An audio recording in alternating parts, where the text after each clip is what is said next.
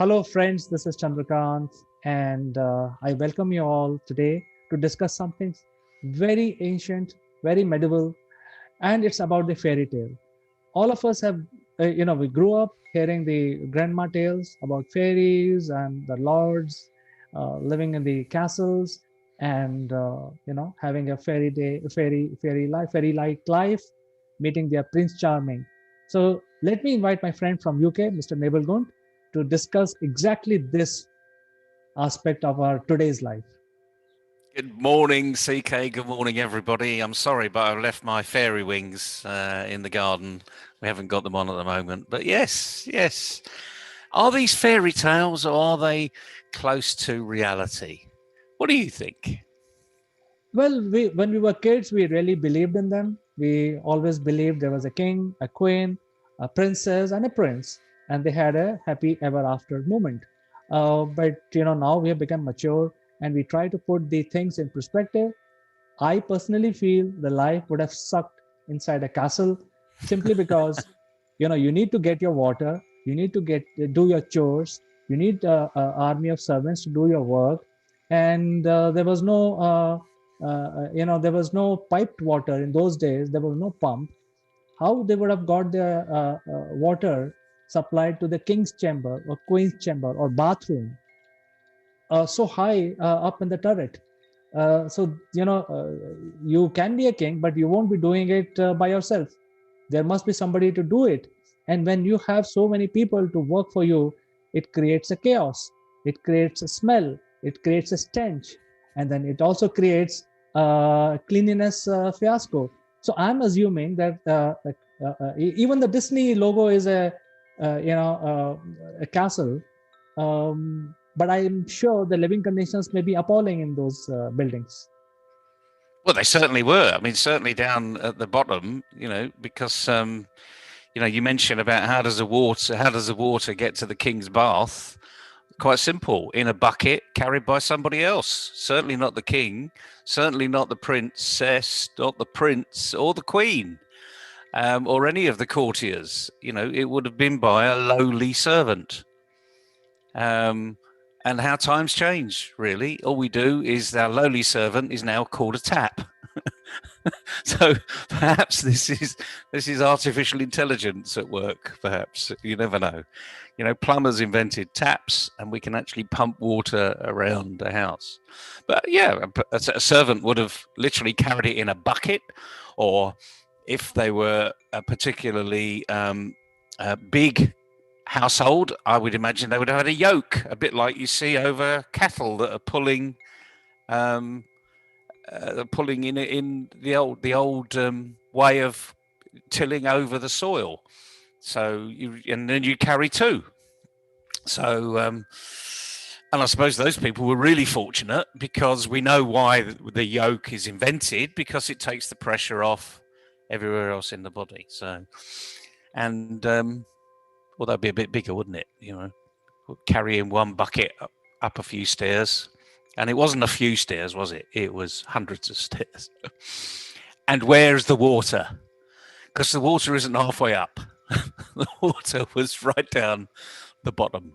And I suppose if the king had been nice to the servant on the day, it would have been clean water. And if the king had not been very nice to the servant, it might have been a little dirty water. You wouldn't even know where that come from. But even so, has times changed? Don't we still have that hierarchy in any culture in the world?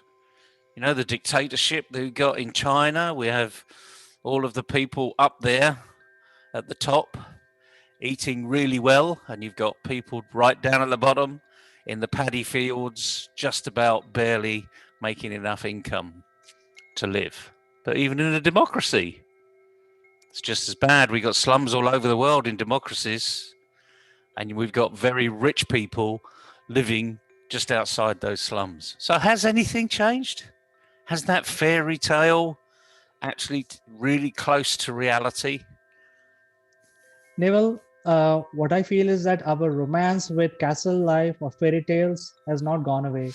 The castles and the forts have disappeared because humans realize that they are not good enough. but we have simply copied their ways into our real life, and we actually talk about pyramids. So instead of calling them castles, now we have a pyramid structure. You look at a company, there is a pyramid structure. There is a CEO and then a bunch of guys, and the junior most guys is at the bottom. If you look at society, it's again a pyramid where the ruler of the country is really in a very cozy and nice place, whereas, as you said correctly, there are slums and so on and so forth. If you look at dictators, it's the same thing. There are slums, people are poor, but then there are few guys who are at the tip of the pyramid, or the top end of the pyramid is really where there are less people, but they have all the facilities with them.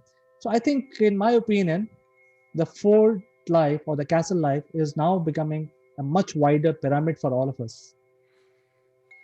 It's. I think I'm with you, to be honest with you. And how are we going to change that? So where are we going to start to change all this? I mean, I remember when I was a rebellious student at university, thinking, power to the people, be equitable for everybody. We should all get paid the same wage. We should all pay the same taxes. And because we live in the same street, we should all be given the same houses. Why should this person get a better house than I get? And that was the rebellious sort of late 70s. And I'm sure every student is thinking that way. Why can't I have that? But it Well, is it's a meritocracy, though. We should be promoting good practice. if everybody gets equal resources, then it is a communism. But the important thing is, even communist countries have developed their own pyramids. So I don't think we can get out of it. It's not easy. It's very true, and this is a light-hearted look into this arena. So, if you're just locking onto us now and you've only joined the conversation part way through, this is not serious, but there is a serious message around it. We need to, if we think that equality is something that we should be looking for, and it's an inequitable society, then we need to start at home. So look at yourself, look at your own family. Is it a meritocracy? Is it a democracy? Is it a dictatorship? Are you looking at communist or capitalist traits? Or are you getting the best of all worlds? And reality is you want to get the best of all worlds, because there's clearly no one model that's right. Because if there was a model that's right, we'd all be following it, wouldn't we? Absolutely. So, in real sense, the fairy tale castles are not really a very conducive life. It did not offer the comfort as we hear in our stories, and which is pretty much like our actual life. So instead of castles, we are living in our pyramids. So I think this is what the message is for today, Neville. It is the message for today. Reality hurts sometimes, but once you get to know your reality, at least you've got a fighting chance to move above that reality level if you want to. Been fascinating talking with you, CK. As they say, an Englishman's home is his castle. I'm going to leave it on that note, and you can dream whatever that means to you. Well, Neville, please go in the turret and look at your land while I'll go sit in my pyramid. Nice speaking with you, CK. Have a good day. Bye-bye.